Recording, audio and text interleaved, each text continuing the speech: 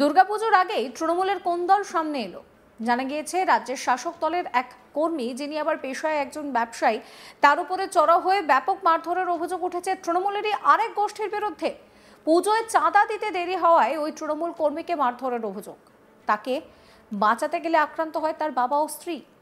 এছাড়াও তার ভাইকে মারধরের অভিযোগ উঠেছে। এ নিয়ে একটি ভিডিও ভাইরাল হয়েছে, যদিও সেই ভাইরাল ভিডিও সত্যতা আজ তাক বাংলা যাচাই করেনি। আগে সেই ভিডিও দেখাবো আপনাদের।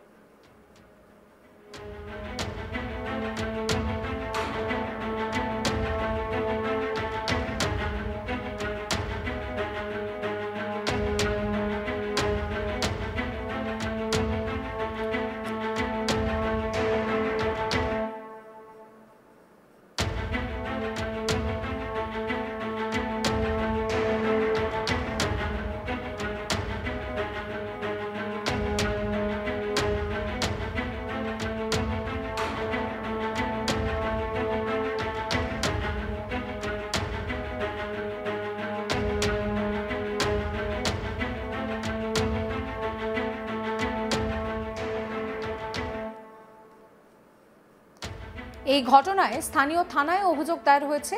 পরে মমতা ব্যানার্জিকে ফোন করলে গোটা পরিস্থিতি নিয়ন্ত্রণে আসে। ঘটনাটি ঘটেছে কলকাতার তপসিয়ার গোবরা এলাকায়। এ নিয়ে আমার কলিগ অনির্বাণ একটি রিপোর্ট দিয়েছেন, সেই রিপোর্ট রইল আপনাদের জন্য।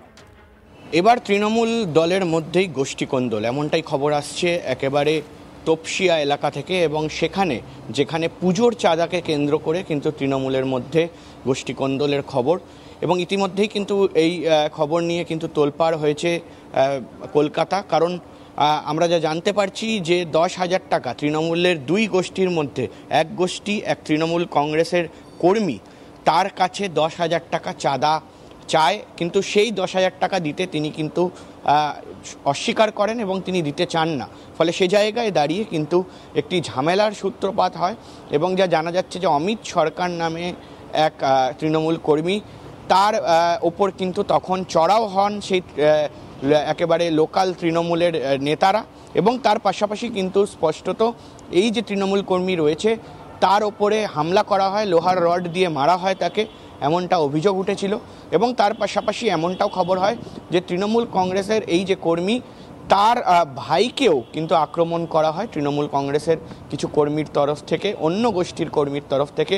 এবং শুধু তাই নয়, তার বাড়ির সামনে গিয়ে কিন্তু ঝামেলা করা হয়। ফলে এই যে দুর্গাপুজো আসছে, দুর্গাপুজোর মধ্যে কিন্তু চাঁদা নিয়ে বেশ একটা দেখা যায় যে কোথাও গিয়ে বিভিন্ন এলাকায় বিভিন্ন পুজো কমিটি চাঁদার দাবি করে এবং বড় টাকা অঙ্ক কিন্তু চাঁদা মাফিক চাওয়া হয়, কিন্তু অনেকেই সেটা দিতে চান না, অনেকের ক্ষমতা থাকেন না। সেই নিয়ে কিন্তু বিভিন্ন পাড়ায় আমরা অতীতেও দেখেছি যে দুর্গাপুজোর সময় বা বিভিন্ন পুজোর সময় একটা ঝামেলার সূত্রপাত হয়। সেটা তৃণমূল কংগ্রেসের বাইরেও কিন্তু একেবারে লোকাল পুজোর ক্ষেত্রে শহর কলকাতা বা কলকাতার আশেপাশে বিভিন্ন জেলাতেও এই খবর আমরা এর আগে দেখেছি। কিন্তু এবারে তৃণমূল কংগ্রেসেরই দুই একেবারে গোষ্ঠী এবং তাদের মধ্যে চাঁদা নিয়ে কিন্তু তোলপাড়। এবং এমনটাও জানা যায় যে এই যে তৃণমূল কর্মী, সেই তৃণমূল কর্মীর বাড়িতেও হামলা করা হয়, বাড়িতে গিয়ে গালিগালাজ করা হয়, ঝামেলা করা হয়, এমনটা খবর। এবং বাড়ির লোকেদেরকে হেনস্থা করা হয়, এমনটা অভিযোগ উঠেছিল। এবং তারপরেই কিন্তু তপসিয়া থানা এবং একেবারে সেই থানায় গিয়ে কিন্তু কমপ্লেন করা হয় পরিবারের তরফে, এমনটা খবর। কিন্তু এরই মধ্যে এই যে তৃণমূলের গোষ্ঠীকন্দল, 2026 সালের যে নির্বাচন আসছে, সেই নির্বাচনের আগে তৎপর তৃণমূলের নেতৃত্বরা।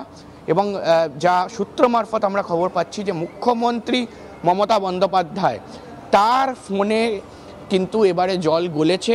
এবার মুখ্যমন্ত্রীকে সরাসরি হস্তক্ষেপ করতে হয়েছে। দলনেত্রী, দলের সুপ্রিমো তৃণমূল কংগ্রেসের মুখ্যমন্ত্রী মমতা বন্দ্যোপাধ্যায়, তার কিন্তু স্থানীয় নেতা যিনি আছেন এবং তার পাশাপাশি কিন্তু একেবারে স্থানীয় যে বড় নেতৃত্ব রয়েছেন তার কাছে ফোন যায়, এমনটা সূত্র মারফত খবর। এবং এই যে গোষ্ঠীকন্দল, সেই গোষ্ঠীকন্দল ঠেকানোর জন্য বা একেবারে আটকানোর জন্য কিন্তু সরাসরি মুখ্যমন্ত্রী ফোন করেন এবং ঠিক তারপর কিন্তু সুরাহা কিছুটা হয়েছে বলে খবর পাওয়া যাচ্ছে।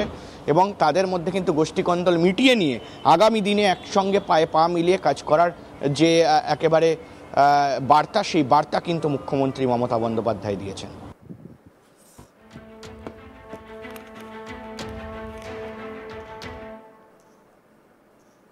সমস্ত খবরের আপডেটের জন্য আপনাদের নজর থাকুক আজ তাক বাংলায়। চ্যানেলটিকে সাবস্ক্রাইব করবেন, নোটিফিকেশন পেতে বেল আইকনে ক্লিক করবেন, ফলো করতে ভুলবেন না আজ তাক বাংলার হোয়াটসঅ্যাপ চ্যানেলও।